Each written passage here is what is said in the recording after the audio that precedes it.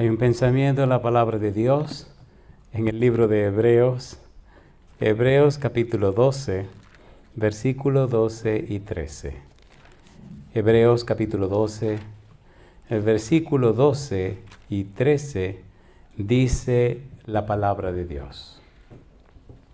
Por lo cual, levantad las manos caídas y las rodillas paralizadas, y haced sendas derechas para vuestros pies, para que lo cojo no se salga del camino, sino que sea sanado. ¿Podemos estar en pie para orar? Querido Padre Celestial, gracias por estar con nosotros en este lugar. Gracias por la compañía de los ángeles y gracias por la dirección del Espíritu Santo. Y gracias por los amigos y amigas que nos acompañan. Gracias por los hermanos y hermanas presentes. Padre amado, gracias por todos aquellos y aquellas que nos siguen a través de la radio, la internet y la televisión. Que todos y todas en esta hora sean bendecidos y bendecidas. Le rogamos en esta hora, Padre amado, que el Espíritu Santo nos traiga palabra de vida para la vida eterna. Que no recibamos palabra de hombre, pero la palabra de Jehová que vive y permanece para siempre. Señor, haga posible que estemos en el Espíritu para entender las cosas espirituales. Que el Espíritu Santo venga a nuestra vida y habilite y capacite nuestra mente para recibir su verdad. Bendiga este lugar y bendiga cada lugar donde se escuche su palabra. Diríjanos y guíenos, Señor, lo pedimos en el nombre de Jesús. Amén. Muy bien, hace algún tiempo comenzamos una serie que se está anunciando en la página La Voz del Consolador. El título es La ética de la oración. Tuvimos una primera parte en México, acabamos de tener otra presentación en Australia y hoy queremos hacer la siguiente presentación. Sería la presentación número 7 de esta serie que tiene que ver especialmente con la juventud. Aunque la serie general se llama La ética de la oración, le hemos puesto a un título. El título es Para el joven cristiano. ¿Cuál es el título? Para el joven cristiano. Los jóvenes cristianos necesitan descubrir los principios que hacen posible que se ponga en acción el arma más poderosa que Dios ha dado a los seres humanos. Y esa arma poderosa es la oración. La oración, cuando se realiza en la manera como Dios establece, se constituye en un poder que ni siquiera los ángeles alcanzan a entender hasta dónde es capaz. Una persona en oración puede mover el brazo todopoderoso de Jehová. Hay un pensamiento en uno de nuestros libros que dice que cuando el cristiano más humilde se arrodilla para ponerse en comunión con Dios, todas las fuerzas del mal tiemblan.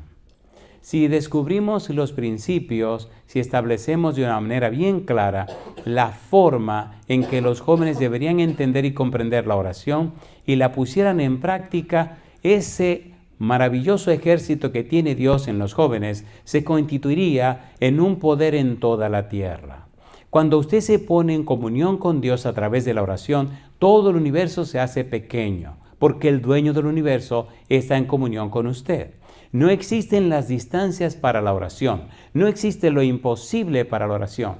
Todo lo que Dios es capaz de hacer, puede hacerlo y quiere hacerlo en beneficio suyo cuando usted se pone en oración. Se ha dicho que la oración es el termómetro que mide y que nos dice espiritualmente cuál es nuestra situación y condición. Y usted puede estar muy seguro que como el sábado, el tiempo de la oración no pertenece al ser humano. Cuando usted está en oración, cuando usted está en comunión íntima con Dios, usted entra a la dimensión de Dios, usted entra a la frecuencia de Dios, usted entra a la distancia de Dios. Llama la atención que en la vida del Señor Jesús, a pesar de ser Dios con nosotros, Emmanuel, el Señor Jesús dedicó muchísimo tiempo de su vida a la oración. La pregunta es, ¿cómo es posible que el Todopoderoso Jesucristo, el Verbo de Dios, el Creador de todas las cosas, pasara tanto tiempo en oración?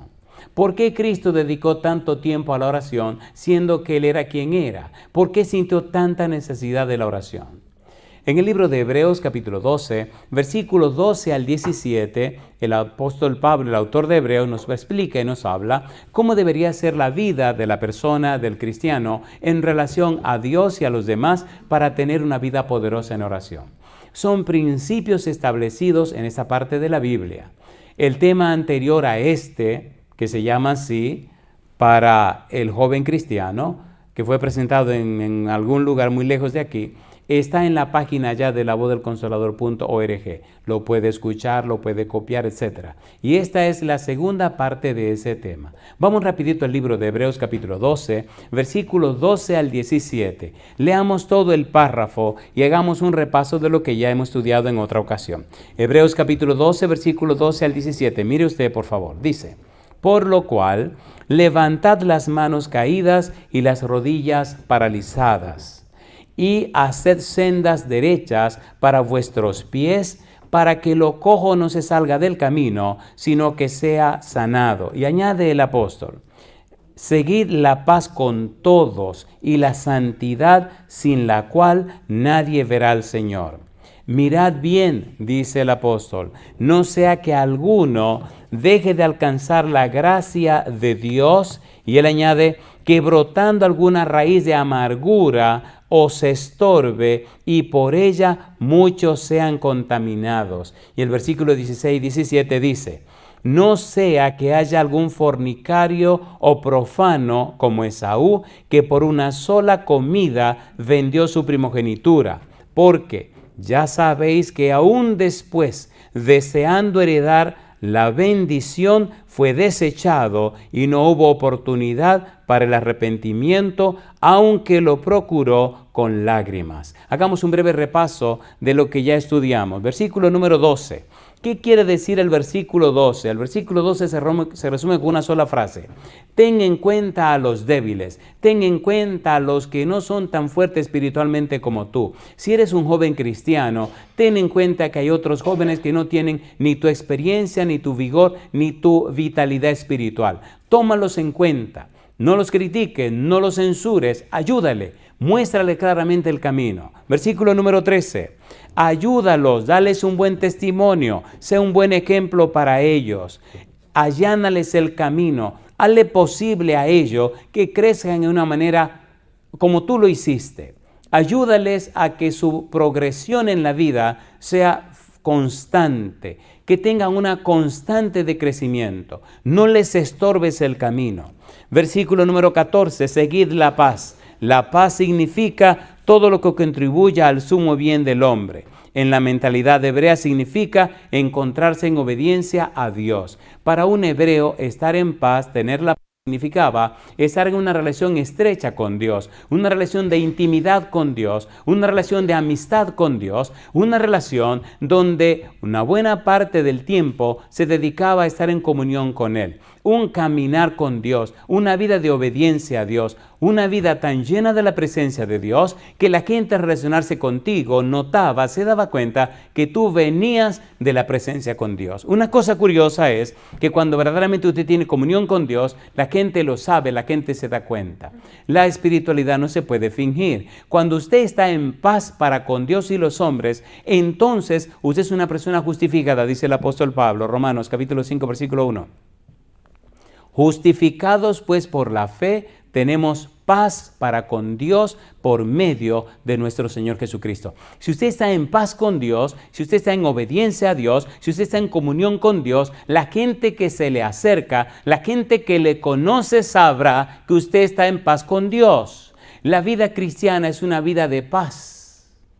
Hay un pensamiento que no me canso de repetir en el deseo de toda la gente, página 297 298, dice: en el corazón de Cristo, donde reinaba perfecta paz, había perfecta armonía con el cielo. Nunca le halagaban los aplausos ni le deprimían la censura, sino que en todo momento seguía de buen ánimo. Cuando hay una verdadera paz, cuando hay una verdadera comunión con Dios, cuando en realidad hay una vida de oración, cuando hay una vida de experiencia con Dios, entonces se experimenta el gozo de la obediencia a Dios. Esta paz significa perfecta relación entre las personas. Se desterró el odio y buscamos el bien de los demás. La oración poderosa es el resultado de una vida de paz con Dios. Cuando usted ha recibido el perdón de Dios, cuando ha recibido la justificación de Dios, cuando usted ha sido liberado de la culpa por el pecado y ha sido liberado de la paga del pecado, entonces se adueña de usted el Espíritu de Dios. El otro espíritu no tiene lugar ni cabida, porque su vaso está lleno de la presencia del Espíritu de Dios. Y el mismo Espíritu de Dios le inspira a usted a la oración. El único momento en su vida cuando usted no se pertenece es en el momento que está en una relación íntima con Dios. Y mientras más frecuente es ese momento de relación íntima con Dios, entonces más se manifiesta el poder de Dios en la vida suya. Cuando usted entiende lo que es la salvación, lo que es la experiencia de la salvación, cuando entiende la justificación, la santificación y comprende lo que es la glorificación, usted notará que una relación de intimidad con Dios es el resultado de la experiencia hermosa de recibir la salvación. Entiende que la salvación es una persona y la persona es Cristo Jesús. A medida que el tiempo pasa, mientras más horas cada día usted pasa en comunión con Dios a través de la oración, se nota, se ve, se descubre, no solamente en sus bienes materiales, no solamente en sus éxitos en la tierra, no. Se descubre, la gente nota, la gente se da cuenta que hay un poder que no es humano que reposa en usted. Hay algo que no es de la tierra que vive en usted. Hay alguien que no pertenece a esta creación, que está trabajando a través de usted. Sus palabras, sus experiencias, sus testimonios, su vida misma se convierte en un poder que cambia la vida de los demás. Y esa relación íntima y estrecha no tiene distingos. No es que este sí, aquel no. No importa que usted sea un joven. No importa de dónde viene o de dónde va. No importa cuál haya sido su pasado. Lo que sí importa es que comience en este momento esa experiencia poderosa, esa relación con Dios que te da paz porque te justifica, que te da paz porque te perdona. Y perdona significa que cuando Satanás te acusa, usted con toda gallardía puede decirle: sí, es verdad, pero Cristo pagó el precio de mi pecado. Y eso hace la diferencia. La mayor tragedia del cristianismo de hoy es que ha dejado de ser cristiano para ser religioso. La mayor tragedia del cristianismo de hoy es que los jóvenes no conocen a Jesús. La mayor desgracia de la humanidad es que ha descuidado la oración. Y la clave de la vida cristiana es la oración. Usted puede hacer todas las musarañas que quiera, puede hacer todo lo que usted quiera, pero si usted no ora, usted está muerto. Si usted no es una persona de oración, sea niño, sea niña, sea hombre, sea mujer, no importa quién usted sea, no importa el cargo que tenga, los títulos que lleve, no importa los años que tenga en la iglesia, si usted no ora, usted está muerto. La oración es la clave, la oración es el punto. Es indispensable entender y comprender la oración. Le invito a entrar a la página La Voz del Consolador. Hay una cantidad de series sobre la oración. Cópielas, escúchelas, estúdielas, analícelas, por favor. El mundo se está yendo a pedazos. El cristianismo se hace cada vez un poco más, a ver cómo digo esto con respeto. Ustedes saben que el mundo cada vez más nace en nuevas religiones. ¿Verdad que lo saben? A ver, ¿lo saben o no lo saben? Más religiones, más gente que se llama cristiana. Pero no se dan cuenta que el mundo cada vez está peor. ¿Cómo se explica esto? Que el cristianismo crezca y el mundo se empeora. Cuando usted estudia la palabra de Dios, cuando se analiza el valor y el poder de la oración, se da cuenta que hay una gran cantidad de cristianos que no están orando. Uno de los exámenes que me gusta hacer en los lugares donde voy, le pregunto: bueno, ¿cuánto tiempo dedica usted a comer? En el desayuno, en la comida y en la cena. ¿Cuánto tiempo aproximadamente usted le dedica a la comida? Y la gente comienza a hacer cálculos. Y algunos me dicen: pero no cuento la merienda. Cuente la merienda también. Y no cuente todo. Y algunos sacan sus cuentas y siempre pasan más de una hora de comida diario. ¿Sí o no? A ver, ¿sí o no? ¿Sí o no? Y le digo, si eso es físicamente, usted notará en su cuerpo que verdaderamente está comiendo. ¿Se nota o no se nota? A ver, ¿se nota o no se nota? ¿Sí o no? Yo me pasé un buen tiempo comiendo y llegué a 240 libras y me asusté. Digo, no, espérate, que hay que frenar. Si usted come mucho, entonces su cuerpo se desarrolla mucho. Bueno, ¿y de qué manera? Entonces, en la vida espiritual es lo mismo. Si usted orara por cada minuto que pasa comiéndose su comida, usará un minuto también para orar. Si usted dedica una hora diaria para comer, dedicar una hora diaria para orar, ¿qué pasaría en la vida de un cristiano que pase por lo menos una hora todos los días en oración? ¿Sería una vida poderosa? A ver, ¿sería poderosa o no sería poderosa? Por eso el apóstol nos está diciendo que necesitamos seguir la paz. El versículo 14 dice, y la santidad. La palabra agiasmos en griego significa la preparación para la presencia de Dios. La meta del cristiano es entrar y estar en la presencia de Dios. Cuando usted hace una costumbre, estar en la presencia de Dios, usted se da cuenta que su vida está cambiando. En 2 Corintios capítulo 3 versículo 18 la Biblia dice que el Espíritu Santo nos transforma de gloria en gloria como a su imagen, a la imagen de Cristo Jesús. Mientras más tiempo pasamos en oración, más de Jesús se ve en nuestra vida. No importa el lugar ni las circunstancias, usted puede elevar su oración a Dios. Usted puede, aún en el trabajo, invocar la presencia y la dirección de nuestro Dios Todopoderoso. Versículo 15. En el versículo 15 de Hebreos capítulo 12, habla de deje de alcanzar la gracia de Dios. ¿Cómo se deja de alcanzar la gracia de Dios? ¿Cómo podemos dejar de alcanzar la gracia de Dios? ¿Qué es lo que ocurre cuando no alcanzamos la gracia de Dios? La idea de este pensamiento lo encontramos en el libro de Miqueas capítulo 4 versículo 6. Estoy repasando el tema anterior. La pregunta es, ¿se ha quedado alguien atrás? ¿Quién salió del camino?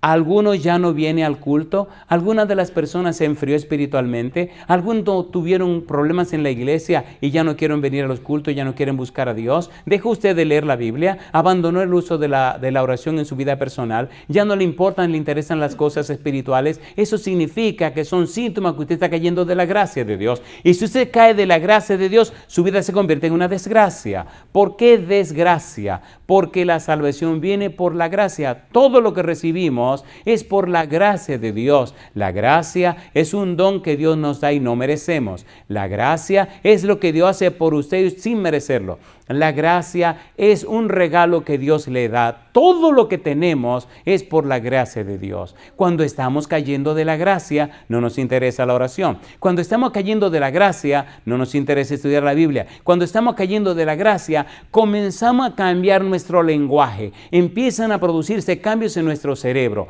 porque hay otro espíritu que comienza a dominar nuestra vida, porque hay otros intereses que se oponen a los intereses de Dios. Hay cosas que nos distraen de Dios, que nos alejan de Dios, y hay mucha gente religiosa que está cayendo de la gracia de Dios. ¿Es así o no es así? ¿Es así o no es así? Entonces, ¿qué se puede hacer? Número uno, ore por esa persona que está cayendo de la gracia. Hágale un camino derecho, dele un testimonio, un ejemplo correcto. Lo que está diciendo el apóstol es que tu vida sea un estímulo, un ejemplo, un testimonio, que tu vida le ayude a esa persona a encarrilarse, a colocarse en el camino y la senda correcta. Todo lo que nos está diciendo hasta el versículo número 15. Vamos a trabajar con el 16 y el 17. En el versículo 15 también aparece la frase, que no aparezca raíz de amargura. Es una frase bien interesante y profunda que tiene que ver con adoración a los ídolos. Aquí describe al que se aparta tras dioses extraños y anima a otros para que hagan lo mismo, convirtiéndose en una influencia pecaminosa para la vida de la comunidad.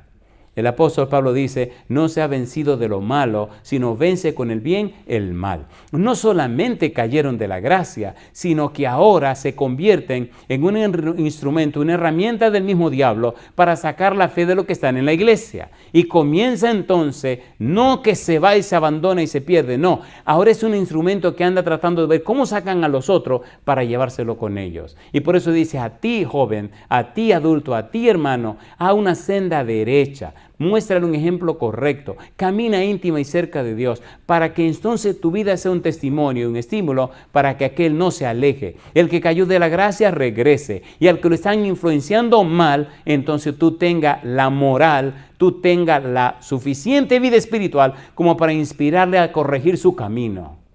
Hace unos días estamos en algún lugar, en alguna parte del mundo, y algo impensable era invitar a que los jóvenes vinieran por la mañana, bien temprano, un domingo. Un domingo. Le dije al pastor, ¿sabe qué, pastor? Si el domingo en la mañana quisiéramos tener una reunión con los jóvenes de la iglesia. El domingo en la mañana, pastor. Digo, sí. Y me dice, ¿a qué hora le parece bien? Digo, bueno, a las 5 de la mañana. ¿A las 5 de la mañana? Digo, bueno, pues está bien a las 6. ¿A las 6 de la mañana? Digo, un momento. Por fin. Me dice, ¿qué le parece si lo hacemos de 7 a 9? De 7 a 9. Y cuando llegamos ese domingo a la iglesia, el pastor estaba alborotado porque había demasiados jóvenes en la iglesia y que esto era increíble, que esto era algo maravilloso. ¿Quién sabe si alguno de esos jóvenes está mirando esta presentación ahora? Porque uno de los temas, el tema anterior lo hicimos con ellos ese día en la mañana en su iglesia. Y por la gracia de Dios vivimos una experiencia maravillosa. Durante toda la semana, a pesar de la lluvia, a pesar del frío, de la inclemencia del tiempo, de todas las cosas que ocurrieron, ellos estuvieron allí al pie del cañón cada noche. Y el pastor con lágrimas me decía, esto es un milagro. Ahora yo le hago una pregunta, ¿tenemos un Dios todopoderoso? Amén. Necesitamos activar ese poder de Dios en nuestra vida. Versículo 16, aquí comenzamos. Versículo número 16, no se angustien, vamos a ir rapidito. Hebreos capítulo 12, versículo 16. ¿Cómo dice el versículo 16? No sea que haya algún, ¿qué cosa? Fornicario o profano como Esaú, que por una sola comida vendió su primogenitura. Escucha, joven, por favor, escucha, jovencita. No te engañe, querido, no te engañe, querida. Si anda en tu poca vergüenza de fornicación, te va a llevar el demonio. Si tú no dejes el relajo rápido, a ti te va a destruir el pecado y la maldad. El malo no hay que destruirlo, se destruye solo. Hay un germen, hay un asunto en el pecado que te mata por sí mismo, te destruye. No hay que andar dando vueltas. ¿Qué significa fornicación? Tener relaciones íntimas sin estar casado. ¿Verdad que eso está claro? A ver, ¿está claro o no está claro? ¿Sí o no? Aquí dice la Biblia en el versículo 16, dice el verso 16, no sea que haya algún fornicario o profano como Esaú. Nos detendremos con la palabra profano, que es la que menos se conoce. Si tú eres joven y vive una vida de profanidad y fornicación, tu vida se convierte en un foco de infección, en un problema serio. Tu enfermedad tiene cura y la cura se llama Jesucristo. No importa lo bajo que hayas caído, no importa lo feo que te haya ido, no importa lo lejos que te haya ido, no importa lo que haya ocurrido. Jesucristo tiene un antídoto todopoderoso que es capaz de revertir cualquiera que sea la situación. Te perdona el pecado, aunque no evita las consecuencias. ¿Se entendió? ¿Perdona o no perdona? ¿Perdona o no perdona? Bien, ya sabemos lo que es fornicación, no es un secreto para nadie. El que está fornicando sabe que está fornicando y sabe que no camina correcto con Dios, y por más que trate de engañarte a el sol con un dedo, al final tu vida se va a destruir. A menos que abandone esa cuestión, como dice Pablo a Timoteo, huye de las pasiones juveniles. De la única manera es corriendo. Corre y empieza a correr. Y corre hasta que te acuerdes. Y sigue corriendo. Y si te acuerdas, vuelve a correr. Mientras más lejos te encuentres del foco de infección, mucho mejor. Pero la palabra que nos interesa es la palabra profano. ¿Estamos listos? ¿Estamos listos para la palabra profano? Recuerde que la idea de este estudio, la ética de la oración, es darle la herramienta suficiente a usted como para que sus oraciones sean poderosas. Oh, señor predicador, me preguntaría usted, ¿y qué sabe usted acerca de la oración? ¿Qué sé yo acerca de la oración? Cuando era un adolescente, tenía 21, 22 años, me mandaron a morir en mi casa y no tenía ninguna esperanza. Y a través de la oración tuve una experiencia maravillosa con Dios y Dios me regresó la vida. Luego tuve otra experiencia, 23 años. El médico me dijo la misma historia. Volví otra vez a orar a Dios, Dios me regresó la vida. La tercera vez vuelvo a la otra experiencia. El médico me miró a la cara y me dijo lo mismo. Volví a orar a Dios y Dios me regresó la vida. Hace 2 años y medio tuve otra experiencia. El médico me miró y me dijo, nada se puede hacer. Su única salida, usted se sana, la única cura de su enfermedad es la muerte. Oiga, ¿qué cura? Y el Señor volvió a orar y el Señor volvió y me regresó la vida. Mi pregunta, ¿funciona la cosa esa o no funciona? Usted no puede decir que no funciona porque lo estoy contando, yo lo he vivido. Lo viví con mi mamá y lo he vivido con cientos y cientos de gente en cualquier lugar del mundo. La oración no tiene límites. Su vida espiritual, buena o mala, dependerá de la oración. Dedique más tiempo a orar y usted verá cómo el poder de Dios obra cosas que no pueden ni explicarse. No importa el país, no importa el idioma. Para Dios lo que importa es la actitud. La oración es más que un acto, es una experiencia, es un estilo de vida, es una forma de ser. Usted puede estar en oración. Mire qué cosa linda. Hay viajes donde usted tiene que pasar en un avión 9 horas, 11 horas, 12 horas, 17 horas y media, casi 18 horas. Imagínense si hay tiempo para muchas cosas. ¿Saben lo que hago? Oro hasta que me quedo dormido. Y cuando me despierto vuelvo a orar. Y digo que bueno, bastante tiempo hay para orar. Y usted mientras más ora, usted ve más el poder de Dios. Cuando las cosas se ven fáciles, oro. Cuando están difíciles, oro. Cuando son imposibles, oro. Y cuando el demonio se arrebata, oro y ayuno. Y veo el poder de Dios abriendo corazones y cambiando la vida de la gente. Hay lugares donde las cosas se ponen duras. Hay países donde el demonio tiene sus derechos y hay ciudades donde se siente el peso de que él dice aquí mando yo. Y hay sueños espantosos que uno tiene donde el demonio de ese lugar viene a pelear y decir, ¿tú qué estás aquí? ¿Qué te pasa a ti? Y usted se pone en oración y ayuno y no hay diablo que pueda cuando el Espíritu de Dios se manifiesta. Queridos, queridas, ¿cuál es el punto? El punto es necesitamos entender y comprender el valor, las razones. Necesitamos entender y comprender los principios que hacen posible a través de la oración que la mano todopoderosa de Dios actúe. Si usted es papá, si es mamá, si es jovencito o jovencita, si es un joven adulto o un joven no tan adulto. Mire, no importa quién usted sea ni sus circunstancias, si usted aprende el secreto de la oración, si usted aprende el secreto de la comunión con Dios, verá ante su vista desvanecerse una montaña de cosas y usted notará y verá cómo el poder de Dios es capaz de cambiar circunstancia, de cambiarlo todo. Dios es tan agarrado y aferrado a la oración que ha prometido y comprometido todo lo que Él es y todo lo que tiene para aquel que de rodilla, para aquel que le busca en oración. Pero cuide la profanidad. Y aquí vamos. ¿Qué cosa es profano? Malaquías capítulo 1, versículos 2 y 3, Romanos capítulo 9, versículo 13 y el libro de Hebreos capítulo 12, versículos 16 y 17. Hay que relacionarlo porque menciona a Esaú. Ya veremos lo que tiene que ver con Esaú y veremos también con el verbo aborrecer. Pero ya eso viene un poquito más adelante. Entendamos solamente primero esta palabrita profano. Una definición sencilla y bien fácil de aprender es profano. Es tratar las cosas sagradas sin el debido respeto. ¿Qué es profano? Tratar las cosas sagradas sin el debido respeto. Pero cuando usted va al original, encuentra el verbo bébelos, que se traduce como caer en la inmoralidad o volver a vivir a la manera del mundo. Profano significa que un cristiano decide volver a vivir como vivía cuando no lo era. Una persona que se dedicó y consagró a Dios decide vivir otra vez como vivía antes. Una persona que ahora conoce la verdad decide transitar por la senda de los que no conocen la verdad. Una persona que ahora es hijo de la luz decide darse sus escapaditas para estar otra vez en el reino de las tinieblas. Esa persona es un profano.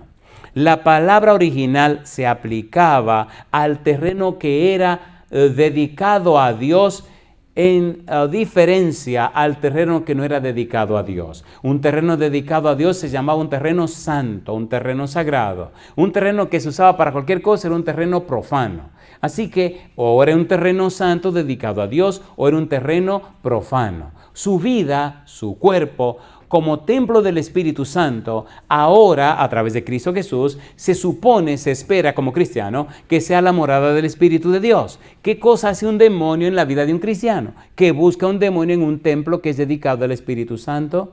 El Señor Jesús dice en el libro de San Mateo, capítulo 12, cuando el espíritu inmundo sale del hombre, anda por lugares secos buscando el reposo y no lo halla. Y entonces vuelve a la casa y cuando vuelve, dice Jesús, la encuentra limpia, barrida y adornada, pero vacía. Y entonces el demonio dice, voy a buscar, y sale por allí, busca otros 7 demonios, pero y vuelto vienen y entran en esa casa. Recuerde, Cristo nos está hablando cómo la palabra de Dios tiene poder para desocupar la casa, para vaciar la casa.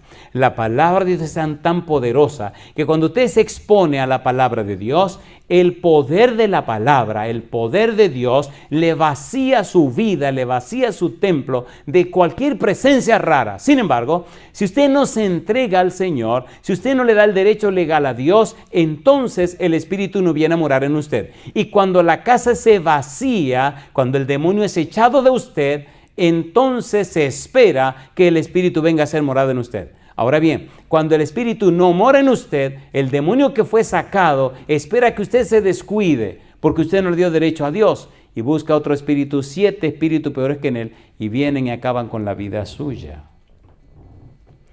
En lo religioso se refiere a aquella persona que no estaban interesadas en las cosas de Dios. Bébelos o profanos se aplicaba a los judíos apóstatas que se habían separado de Dios. Se define como aquellos con una mente terrenal que no cree, ni acepta lo invisible y eterno. Para el profano, nada es sagrado. Vive solo para lo material, el aquí y ahora.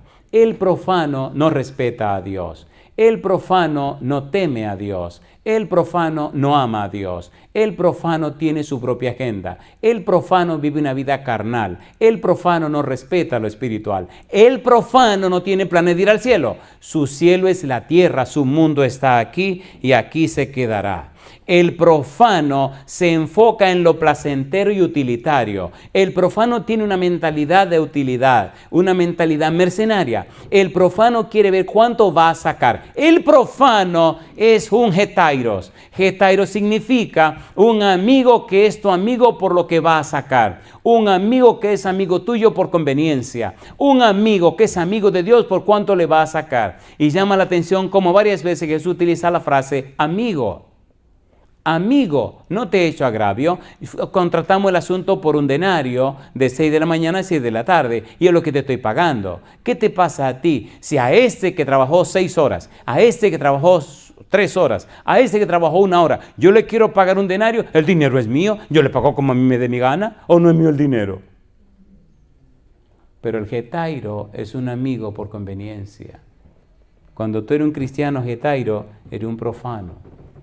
No ama a Dios, ama lo que Dios te puede dar. Entonces tus oraciones no tienen poder, tus oraciones son peligrosas. El profano sacrifica la castidad y la dignidad humana. El profano no tiene respeto por las cosas sagradas de Dios. Esaú fue un profano. Vamos al libro de Levítico capítulo 10, versículo 1 y 2 y los versículos 9 al 11 para tener una idea de lo que es profano. Cómo 2 sacerdotes cometieron profanidad. Vamos rapidito. Levíticos capítulo 10, versículo número 1 y versículo 2. ¿Cómo dice el versículo 1? Levítico capítulo 10, versículo 1. ¿Cómo dice el versículo 1? Levítico 10, 1 y versículo 2. ¿Cómo dice? Nadab y Abiú, hijos de Aarón, tomaron cada uno su incensario y pusieron en ellos fuego, sobre el cual pusieron incienso y ofrecieron delante de Jehová fuego, ¿cómo dice? Fuego extraño que él nunca les mandó. Yo pregunto, ¿Nadab y Abiú eran sacerdotes, sí o no? ¿Sí o no? ¿Los sacerdotes podían ofrecer incienso, sí o no? Pero ¿qué dice aquí la Biblia? Ofrecieron fuego, ¿cómo? Extraño. Versículo 2.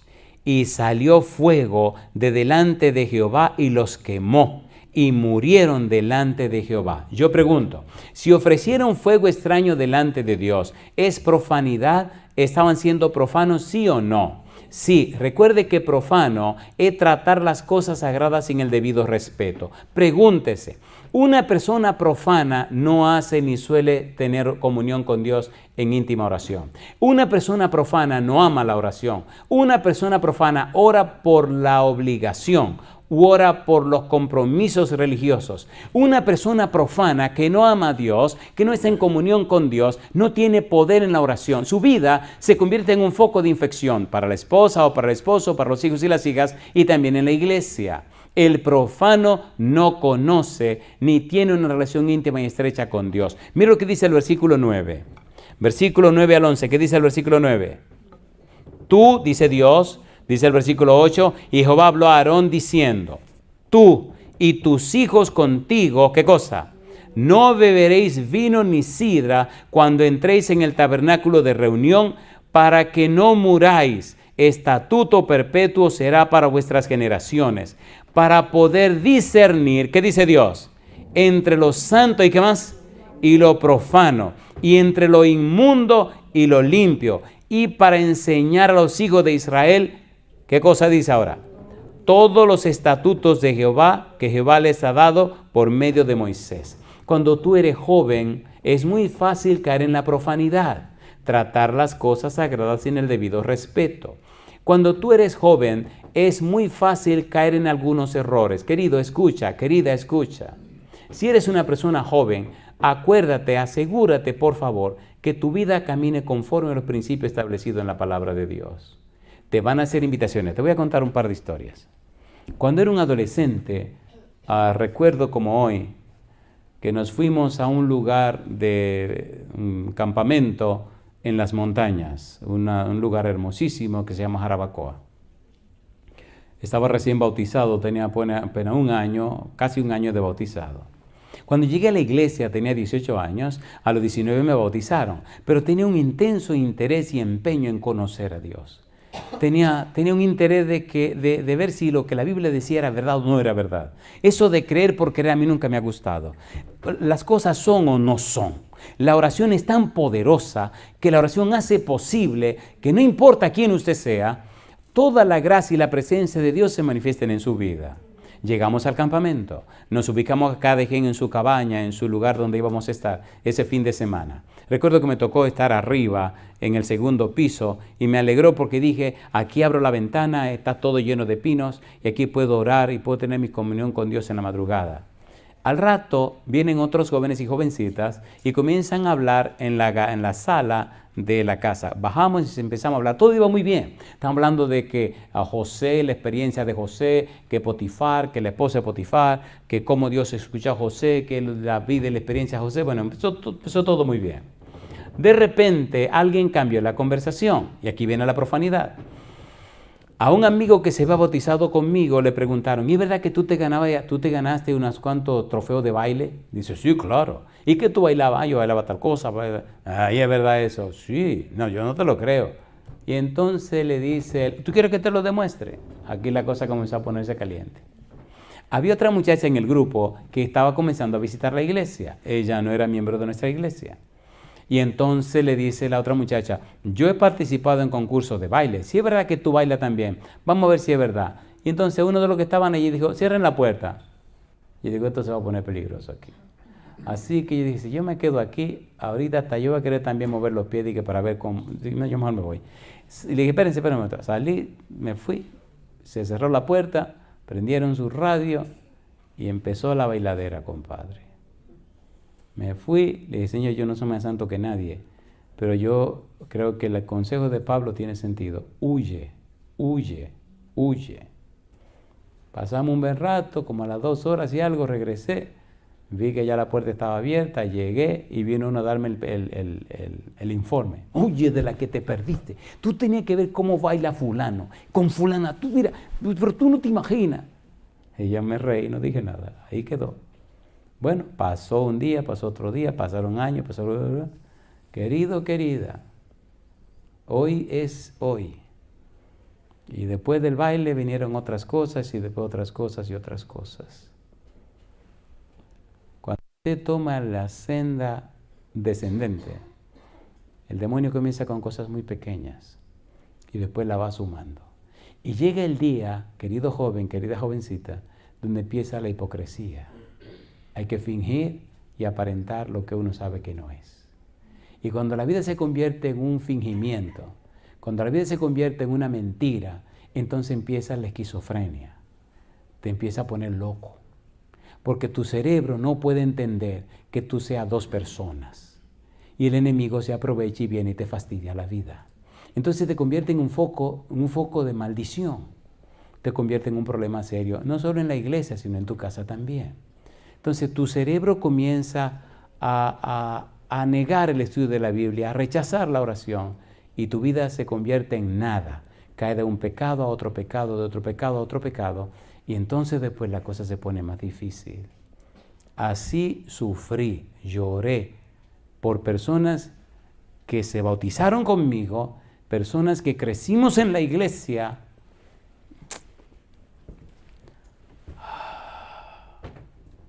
En la iglesia donde me bautizaron a los 19 años. Después de algunos años regresé a esa misma iglesia como pastor de la iglesia. Y cuán grande fue mi dolor el primer sábado cuando me paré a predicar, que noté la ausencia de más de un 97% de los rostros de los jóvenes que crecieron conmigo en la iglesia. Por un momento me consolé pensando que, bueno, ya eran adultos y se casaron y se fueron a otras iglesias. Entonces empecé a preguntar a los padres, a los familiares y a los amigos, ¿y dónde está fulano? Ay, André, fuera de la iglesia. Y fulana, se casó con fulano y están fuera de la iglesia. Y Perenceguito, se hizo tal cosa y fuera de la iglesia. Y el otro, fuera de la iglesia. Y el otro, fuera. Entonces empecé a preguntar acerca del equipo de baloncesto. Tenemos equipo de baloncesto y jugábamos muchísimo. Y pregunté por el capitán, y fulano, se fue de la iglesia. Y Perencego, se fue de la iglesia. Y los mellizos, no, eso están en la iglesia. Ahora yo le hago una pregunta a usted. ¿Y qué epidemia fue que arrasó con todos esos muchachos? No oraban. No estudiaban la Biblia. Y practicaban la profanidad. Si usted no tiene respeto por Dios, si usted no respeta a Dios, usted no tiene futuro. Dios dice en Hebreos capítulo 12, y pone un ejemplo feo: no sean profanos, no sean fornicarios, dice, como Esaú. Y ahora nos corresponde calentar un poco esto para cuando se ponga más interesante terminar y así tener razón para el siguiente tema. En el libro de Malaquías capítulo 1, versículo 2 y versículo 3, mire lo que dice la palabra de Dios. Malaquías capítulo 1, versículo 2 dice: yo os he amado, dice Jehová. Y dijisteis, ¿en qué nos amaste? ¿No era Esaú hermano de Jacob? Dice Jehová, y amé a Jacob. Y ahora dice, y a Esaú aborrecí, y convertí sus montes en desolación, y abandoné su heredad para los chacales del desierto. Cuando usted lee el libro de Romanos capítulo 9, versículo 13, el apóstol Pablo, hablando acerca de la salvación y hablando acerca de la experiencia del pueblo de Israel, dice en el versículo 13 del capítulo 9, como está escrito, a Jacob amé, mas a Esaú aborrecí. ¿Por qué Dios aborreció a Esaú? ¿Qué fue lo que Esaú hizo que Dios llegó a aborrecerlo? ¿Y qué significa que Dios lo aborreció? Y aquí resumimos. ¿Usted recuerda cuando Jacob estaba haciendo un potaje rojo, que Esaú vino del campo cansado y con hambre? ¿Se acuerda o no se acuerda? Dame de ese potaje, dame de esa sopa, de ese asopado, dame de de ese invento que tú estás cocinando. Jacob, que no era ni tonto ni perezoso, le dijo, véndeme ahora mismo tu primogenitura. ¿Trató con respeto Esaú la primogenitura? No. ¿La vendió por un plato de lentejas? Sí. ¿Le dio valor Esaú la primogenitura? No le dio valor. Y yo le pregunto, ¿era importante para Dios la primogenitura, sí o no? Sí, trató una cosa sagrada sin el debido respeto.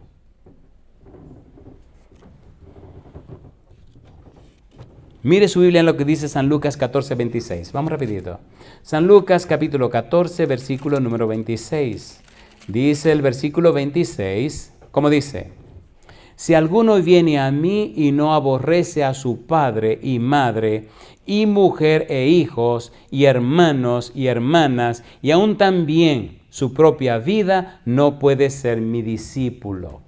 Este versículo, cuando suena así en español, llama la atención y asusta y sorprende. ¿Cómo voy a aborrecer a mi mamá? ¿Cómo voy a aborrecer a mi esposa? ¿Cómo voy a aborrecer a mis hijos? ¿Qué está diciendo este versículo? ¿Qué es lo que el versículo quiere decir?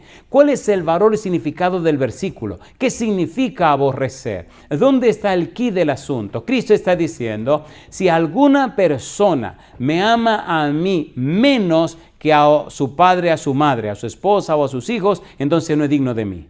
Se espera que esa persona me ame a mí más y primero porque soy un ser divino, soy Dios. Me hice hombre para morir en su lugar, resolver su problema de pecado. Ponga cuidado, mire qué cosa linda. Dice una traducción literal del versículo, si alguno viene a mí y me odia, no su padre, madre, esposa y hermanas, sí, y también su propia vida, él no puede ser mi discípulo. Este verbo aborrecer, miseo, significa amar menos, significa aborrecer, significa odiar, significa rechazar. Pero la idea básica del verbo es, el que ama más a alguien que a mí, no es digno de mí. A Jacob amé y aborrecí a Esaú. ¿Qué pasó con Esaú? Lo amé menos que a Jacob, porque Esaú era profano. Dios ama al pecador de tal manera que Cristo murió por los pecadores. ¿Ama Dios a los pecadores, sí o no? Sí. Romanos capítulo número 5, versículo 6. Cuando nosotros éramos débiles, Cristo murió por nosotros. Cuando éramos impíos, Cristo murió por nosotros. Versículo 8. Cuando éramos pecadores, Cristo murió por nosotros. Versículo 10. Aún siendo enemigos de Dios, Cristo murió por nosotros. Y dice la Biblia, porque de tal manera amó Dios al mundo. ¿Ama Dios a los pecadores, sí o no? Sí. Sí. Cristo está afirmando su deidad en San Lucas 14:6. Cada miembro de la familia del hombre es un ser humano y el amor mostrado a los humanos en comparación con el amor mostrado a Jesucristo, Dios en la carne, debe ser tan diferente que el primero parezca odio. ¿Qué significa esto? Significa que Dios es primero, que Dios es principal, que Dios va por encima de todo, que primero va Dios que cualquier capricho que haya en la casa. Amo entrañablemente a mi esposa, amo muchísimo a mis hijos, pero jamás amaré más a mi esposa y a mis hijos que a Dios. Dios va primero y ellos lo saben. Dios está en primer lugar en mi vida y ellos lo saben. Primero Dios, primero Dios, primero Dios. A veces he venido a mi casa por un día. He venido a mi casa solo para verle la cara a mi esposa y la cara a mis hijos. Y al día siguiente me voy. Y sí, a veces en un avión me han corrido lágrimas por mi cara, han corrido lágrimas porque como papá, como esposo he querido estar más tiempo en casa. Pero Dios sabe que lo amo a Él más que a mi familia. Y Él sabe que muy pronto, como Él me ha dicho, estaré con mi esposa y mis hijos en la casa de Él por la eternidad. Pero ahora Dios necesita de nosotros. La gente necesita escuchar el Evangelio, ¿o no? ¿Sí? Todo el mundo anda acomodándose. Pero ¿quién está por Jehová? En cada país, cada lugar que vamos, vemos cómo el Espíritu de Dios cambia la vida y transforma la vida de la gente. San Mateo capítulo 10, versículo 37. ¿Qué dice Mateo 10, 37? Querido, necesitamos orar más y entender más esto de la oración. para tener más de la gracia y el poder de Dios en nuestra vida. San Mateo capítulo 10, versículo 37. ¿Cómo dice el verso 37? El que ama a padre o a madre más que a mí, no es digno de mí. El que ama a hijo o a hija más que a mí, no es digno de mí. Yo pregunto, ¿a quién amó Cristo más cuando murió en la cruz del Calvario? ¿Dio Cristo todo lo que tenía por amor a usted, sí o no? A ver, ¿sí o no? ¿Lo dio todo o no lo dio todo? Entonces Cristo espera y dice, mira querido, espero que me ame a mí más que a nadie en la tierra, que me ame a mí primero. Ahora, ¿qué es lo que ganamos cuando amamos a Cristo primero? Escuche, por favor. Lo que ocupa el centro de tu vida determina 4 cosas en tu vida. Número 1, determina la guía de tu vida, determina el poder de tu vida, determina la sabiduría de tu vida y la seguridad de tu vida. Si Cristo no es a quien tú amas más, cualquier circunstancia que te haga perder lo que está en el centro de tu vida, te hace perder la guía, el poder, la seguridad y la sabiduría. Cristo dice, pero si me ama a mí más que a todo, jamás perderá la guía, jamás perderá el poder, jamás perderá la sabiduría y jamás perderá la seguridad, porque al que a mí me tiene, jamás me pierde. Yo digo, alabado sea el nombre de Dios. ¿Se entiende o no se entiende? ¿Se entiende o no se entiende? No es por beneficio para Él. Cristo no tiene nada que recibir de nosotros, pero sí tiene todo que darnos a nosotros. Querido joven, querida jovencita, coloca a Cristo en el centro de tu vida, en el centro de tu ser, en lo más profundo de tu ser. Despierta tu prefrontal y pon a trabajar esa mente para que descubra la grandeza, la belleza, la hermosura, lo profundo, lo sabio de Cristo Jesús. Me gusta Colosenses capítulo 2. Mire lo que dice Colosenses capítulo 2. La verdadera sabiduría está en Cristo. El verdadero conocimiento está en Cristo. Todo lo demás es puro cuento. Cuando usted conoce a Cristo, está trabajando con el verdadero conocimiento. Colosenses capítulo 2, versículo número 3, dice que en Cristo están escondidas todos los tesoros de la sabiduría y del conocimiento. Cuando tú amas a Jesús, cuando tú caminas con Él, cuando tú le sirves a Él, entonces tu vida refleja tu experiencia con Él. Dice, el que ama a padre o a madre más que a mí, no es digno de mí, y el que ama a hijo o a hija más que a mí, no es digno de mí. En sus mandamientos de amar a otros seres humanos, el Señor nunca dijo, ama a otros seres humanos como tú me amas, sino que Él dijo, amarás a tu prójimo, ¿como a quién dice? Como a ti mismo. Sin embargo, cuando se trata de amar a Dios, Él se coloca en una posición única. Ámame a mí primero, porque si tú me amas a mí primero, yo puedo combatir ese germen de pecado que te está destruyendo la mente. Ámame a mí primero, porque si tú me amas a mí primero, yo coloco mi espíritu dentro de ti y comienza a cambiarte esa mente mala y dañada. Y entonces a través de mi palabra, yo te doy una simiente que viene del cielo. Miren, esta cuestión del cerebro es un asunto tan profundo y tan profundo, pero tan profundo, que la eternidad no será suficiente para comprender hasta dónde Dios nos quiere llevar. Cuando Dios nos creó con habilidades y capacidades que todavía sorprenden porque la gente ni siquiera la han descubierto. Dios nos creó como templo para la morada del Espíritu Santo. Dios nos creó para darse a conocer.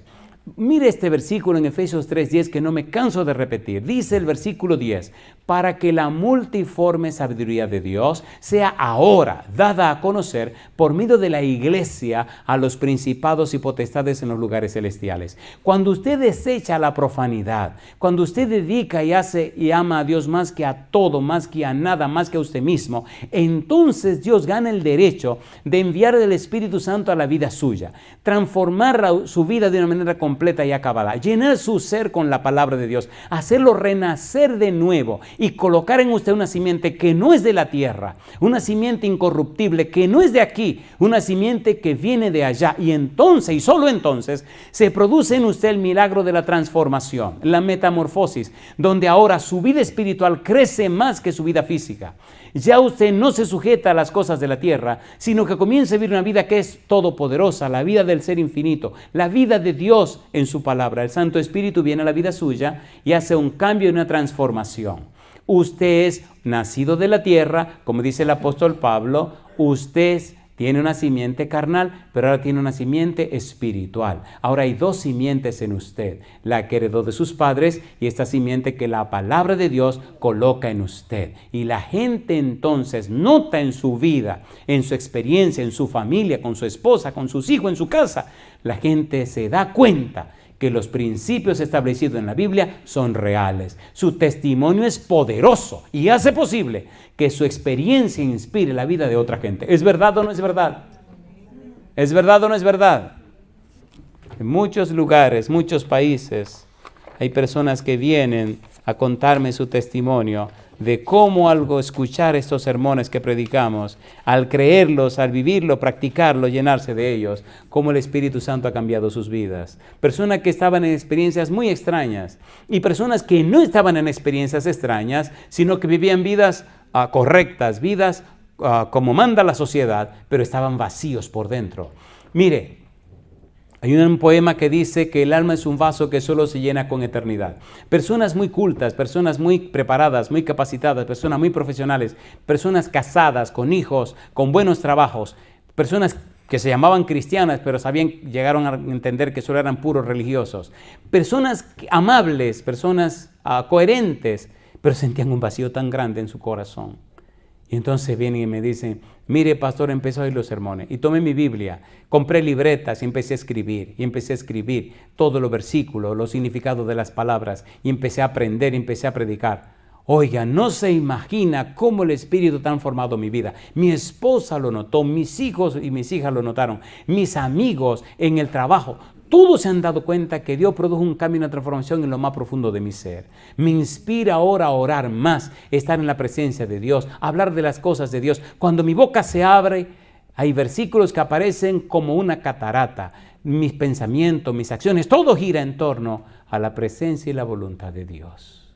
Y yo hago la pregunta a usted, ¿necesita este mundo lleno de oscuridad el testimonio nuestro, una vida de comunión con Dios, sí o no? A ver, ¿sí o no? Recuerde Mateo 24:14 que Cristo dijo que el Evangelio sería predicado por testimonio. Testimonio significa presentar las evidencias a favor de Jesús. ¿Dónde están nuestras evidencias? ¿Dónde están las pruebas que mostrarle al mundo de que Cristo es real, que Cristo está vivo, que Cristo verdaderamente cumple lo que promete? ¿Dónde está el testimonio? Eso es lo que la gente está esperando.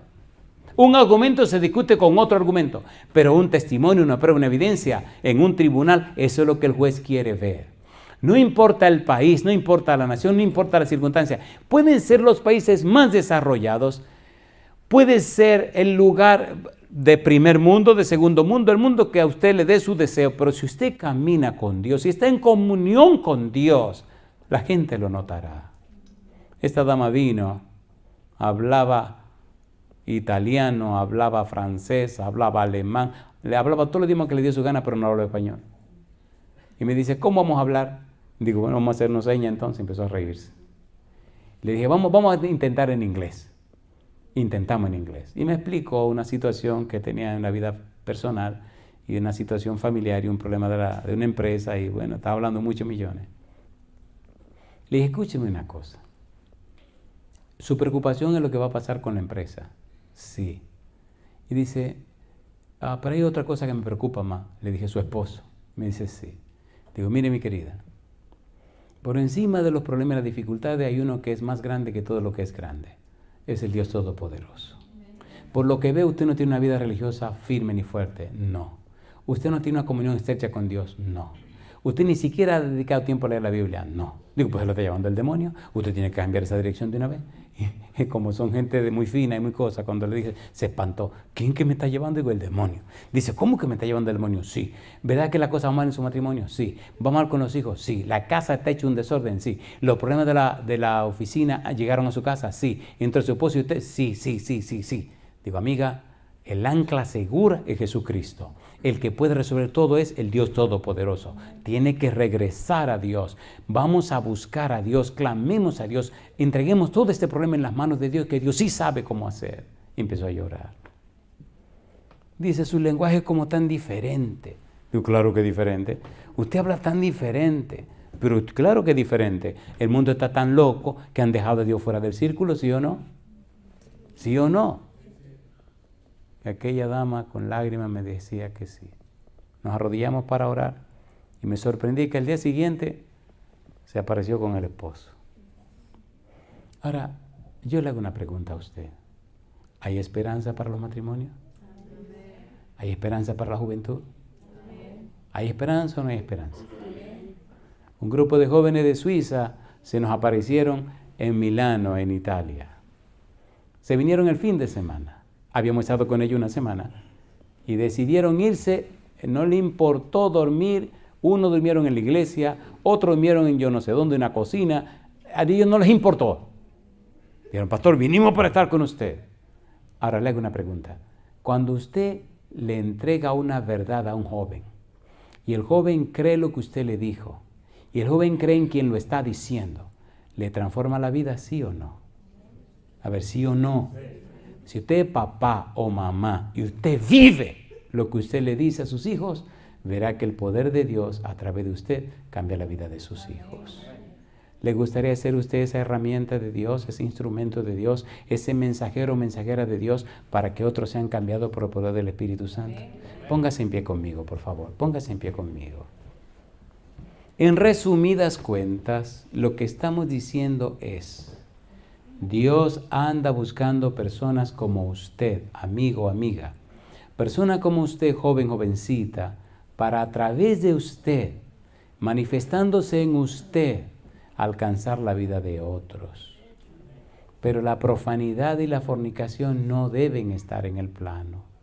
Si caíste en la fornicación, si sabe que has sido profano o profana, te tengo buenas noticias. Primera de Juan capítulo 1, versículo 7 dice, y la sangre de Jesucristo, su Hijo, ¿qué cosa? Nos limpia de todo pecado. Vamos a terminar con una oración, pero escucha mi última pregunta. Joven, jovencita, adulto o adulta, la pregunta es, ¿verdad que muchas veces, no solo en la iglesia, sino hasta en nuestra casa, hemos cometido el pecado de la profanidad? ¿Hemos sido profanos, sí o no? A ver, sí o no. Entonces, reconociendo que de alguna manera hemos pecado de profano delante de Dios, mi pregunta es, quisiera en este momento levantar tu mano conmigo, reconociendo que hemos faltado a Dios y pedirle que el Espíritu Santo venga a nuestra vida y haga los cambios necesarios. ¿Te atreves a levantar la mano conmigo?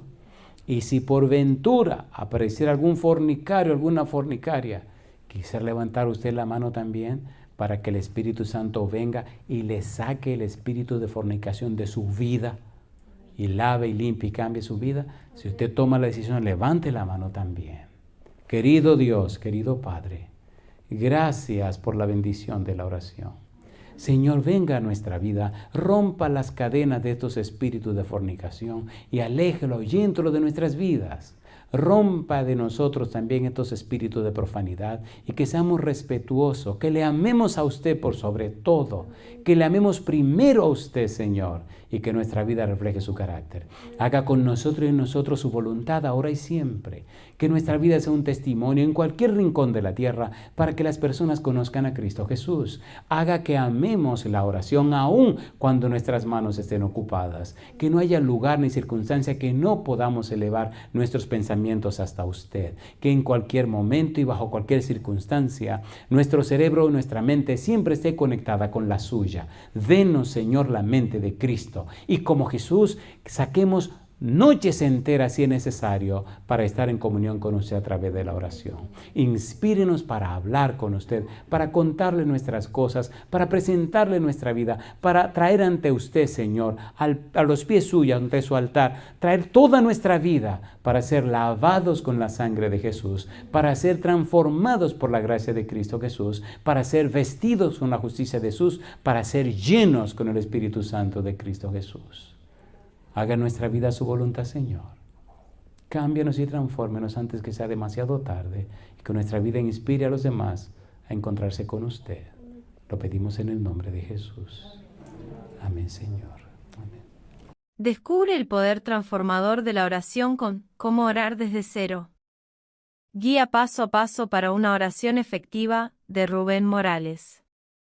Sumérgete en este libro revelador que te guiará con maestría desde los fundamentos hasta una conexión profunda con lo divino. Disponible ahora en la tienda de Amazon. Inicia tu viaje espiritual hoy mismo con Cómo orar desde cero.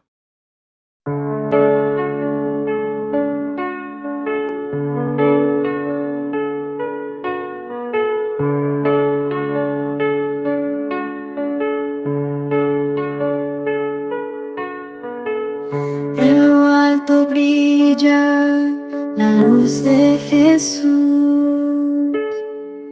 El amor de Cristo es sin par. Su poder es infinito y está lleno de virtud. No tendré temor si Él conmigo va. El amor de Cristo es incomparable, su poder inigualable. ¿A quién temeré si a mi lado va? Con Él la victoria alcanzaré. Conmigo,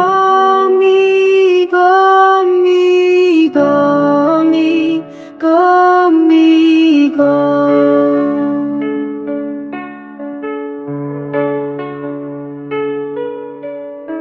En la tormenta Jesús es mi paz, y en la oscuridad siempre serás mi luz. Su amor eterno nunca me faltará, y con Jesús nunca más temeré.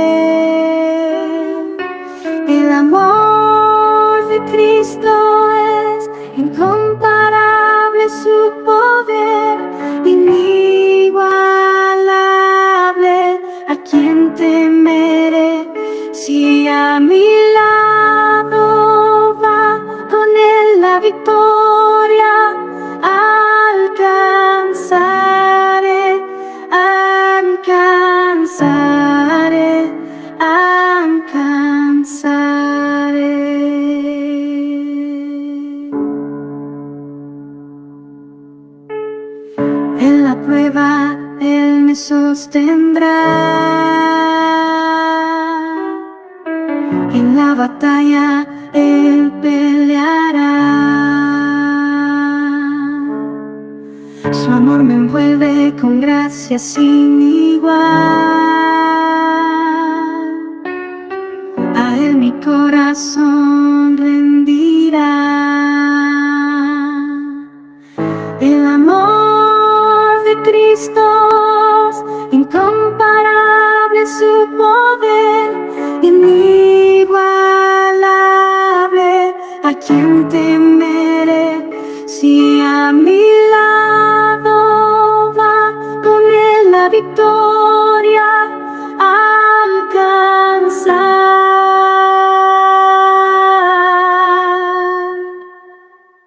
El amor de Cristo es incomparable, su poder inigualable. ¿A quién temeré si a mi lado va? Con Él la victoria alcanzaré.